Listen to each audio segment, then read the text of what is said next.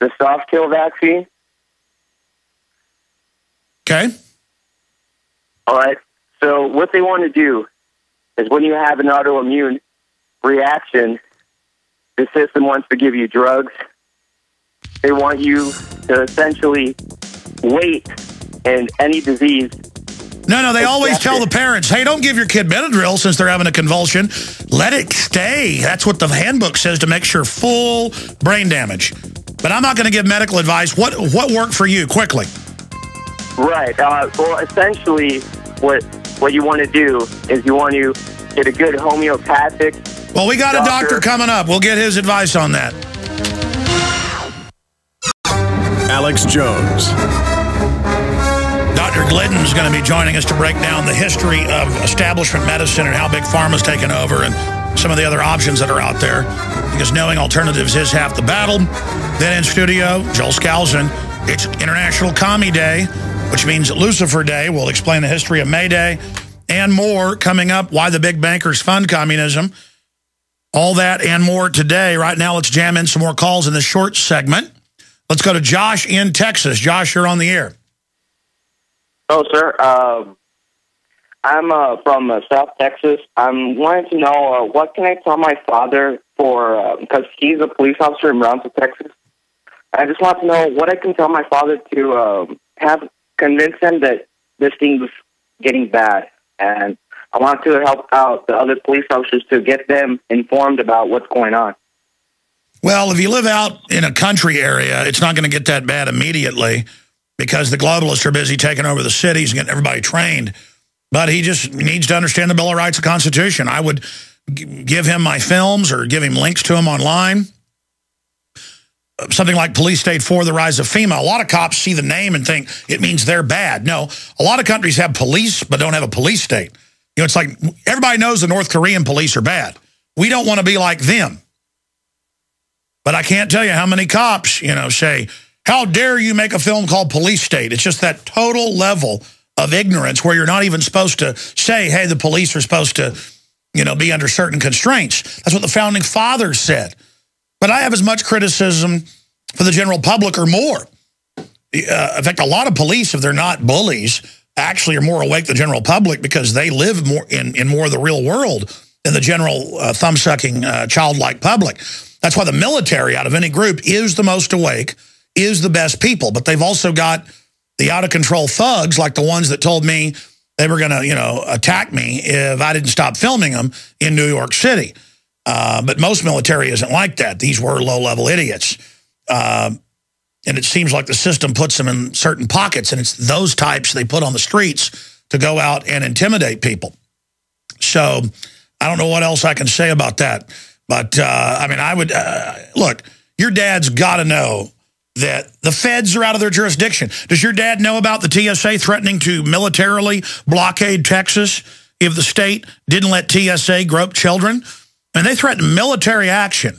That's like the Civil War or something. I mean, it's amazing.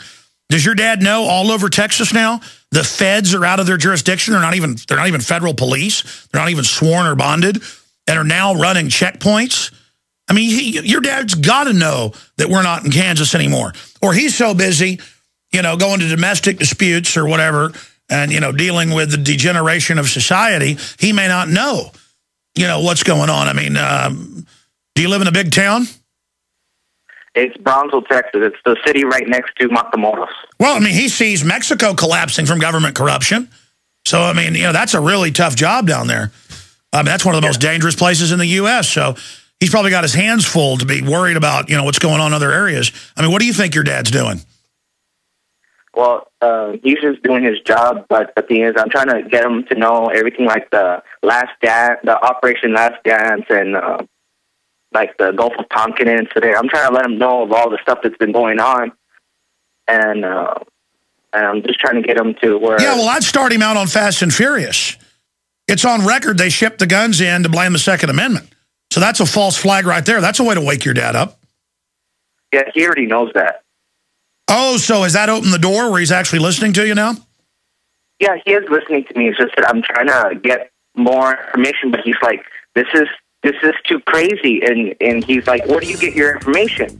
And I'm telling him to go to Infowars.com and look at that, but also tell him that I researched more into it, not only just looking at your website, but going to other information and sources. Well, listen, tell your dad this. Dad, you know history's crazy. Truth is stranger than fiction. Look at all the other crazy stuff that happens. Crazy is the norm with government chiefs.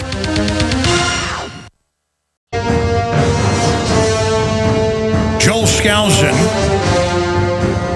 expert on preparedness, strategic relocation, and the globalist crime syndicate's operations, will be joining us to look at the communist angle. May Day being celebrated today with the one-year anniversary of the fake bin Laden killing. Navy SEALs, not the ones that blew up in 2 different helicopter crashes that actually went out to bin Laden, but the others are saying Obama is using this to make himself look like a hero. No kidding. No kidding. Obama promised not to spike the football and use it. So when he promised, you knew that'd be a lie. He says zig, you zag. He says up, you go down. He says left, you go right. Again, zigzag. He makes Bill Clinton look truthful. So it's fitting he has Bill Clinton going, he's a real hero. He took out bin Laden. He's just so great. That is all coming up. We got some good news. Arizona bill would ban Unigenic 21 within the state, and other states passed it as well. Not just Arizona looking at passing it. Misguided May Day. Occupy Wall Street plans to shut down America. And again, on May Day, they're all over the country. May Day's the communist day. The globalists put out a big call for Occupy Wall Street against White House and corruption on Wall Street. A diverse group comes out, and then the media gives it all this hype. And then they were unable to fully take it over, so the White House ordered everybody arrested in 30-plus coordinated raids, and media demonization began. Now they're trying to rebrand it as communist and give it George Soros funding again, but they've been unable to co-opt it.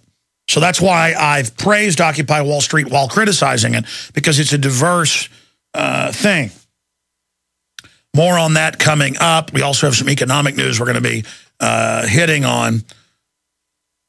But I want to bring to the airwaves for his maiden voyage with us, a guy I've followed the last few years, Dr. Peter Glidden, BSND, naturopathic doctor. He received his BS degree from the University of Massachusetts in Amherst. He earned his ND from Baystar University in Seattle, Washington.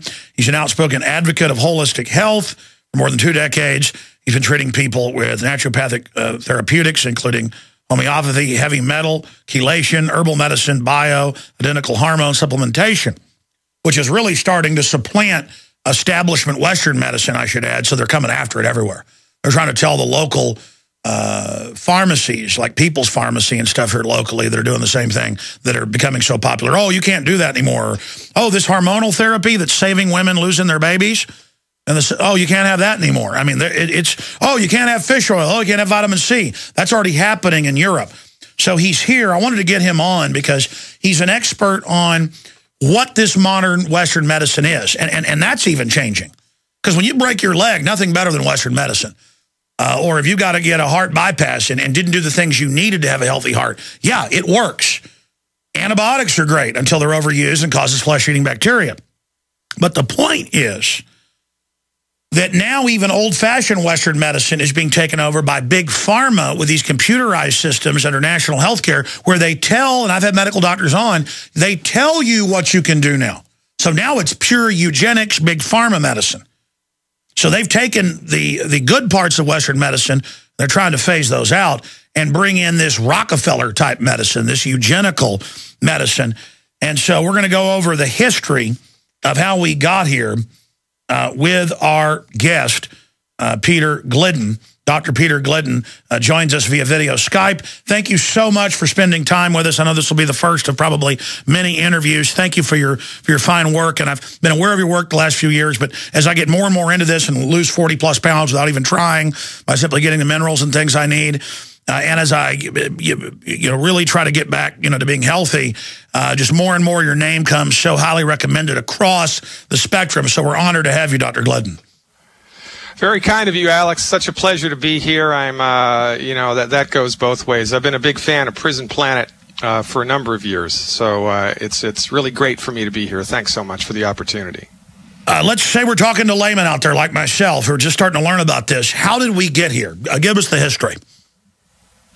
Well, in the early 1900s, certainly the 1800s, in the early 1900s, the playing field of medicine was very different than it is now. You know, back in the day, you had the homeopaths, you had the chiropractors, you had the naturopaths, you had the osteopaths, you had the herbalists, and you had the MDs.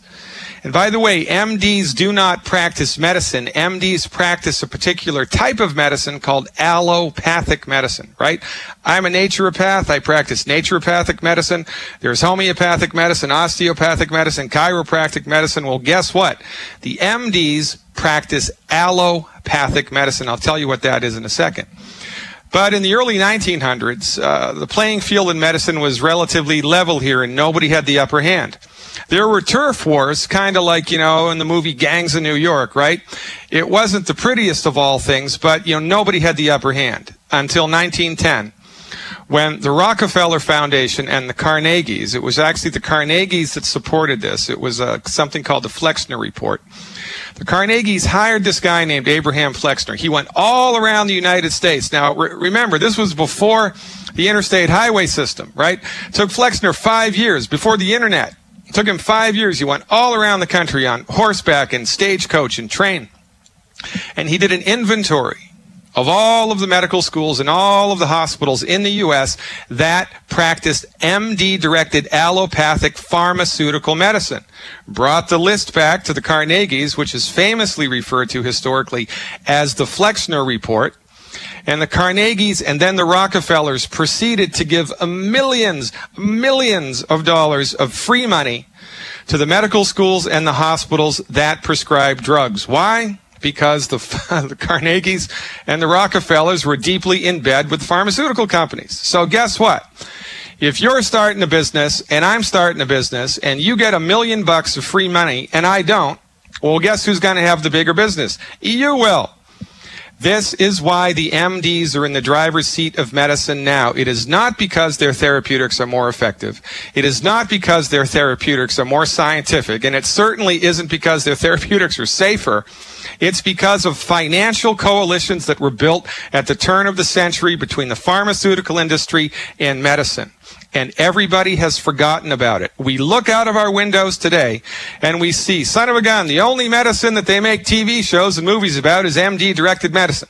The only medicine that's practiced at my hospital is MD-directed medicine. The only medicine my insurance pays for is MD-directed medicine. Therefore, we unconsciously assume that the medicine that the MDs practice must be the best. Well, guess what? It's not.